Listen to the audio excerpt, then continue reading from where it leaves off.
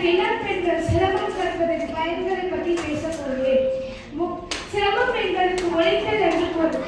இக்கலை உடல் மனம் இரண்டையும் விளக்கும் ஒரு சிறப்பான தமிழர் மரபு கலை.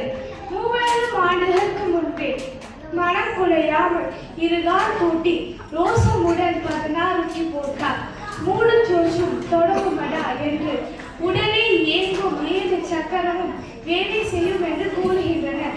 இரு கைகளிலும் சிரமம் சுற்றுவதால் நம் மூளையின் வலது பக்கமும் இடது பக்கமும் சமமாக வேலை செய்யும் என்று கூறுகின்றனர்.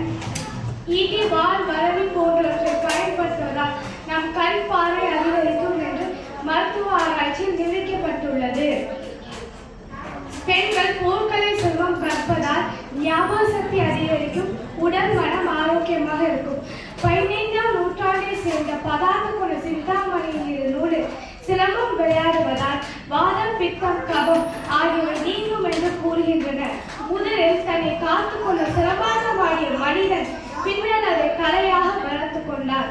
நம் முன்னோர்கள் தன்னை காத்துக்கொள்ள கற்களையும் வெளுகளையும் தாண்டி பெரிதும் பயன்படுத்தியது மரக்கவில்லை. அதுவே இன்றைய சிலம்பம். சிலம்ப முறைகள் விலங்குகளிடமிருந்து வடிவமைக்கப்பட்டுள்ளது. குறிப்பாக நண்டுகளிடமிருந்து நாலடிசை, யானையிடமிருந்து வீச்சு, குதிரையிடமிருந்து பாய்ச்சல், ஏன் பாம்புகளிடமிருந்து கூட.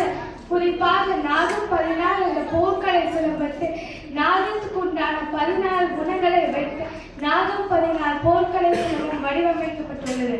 இயற்கையாகவே உருவான இக்கலையில் நிறைய மருத்துவ பயன்கள் உள்ளன. ஆங்கிலேயர்கள் ஆட்சி காலத்தில் பெண்கள் படையை வைத்து எதிர்த்து நின்று போர் செய்து வெற்றி கண்டவர் ராணி வேலுநாச்சியார். அவர் சிறு வயதிலிருந்து சிலம்பம், வாள், வரவி போன்றவற்றை கற்றுத் தேர்ந்தவர். அவர் இருந்த இடத்திலே இருந்தபடி வளரியை கொண்டு வீசி ஆங்கிலேயர்களை வீழ்த்தினர். இவரை போலவே பெண்களும் தன்னம்பிக்கையுடன் தைரியமாக இருப்போம் என்று கூறி விடைபெறுகிறேன். நன்றி.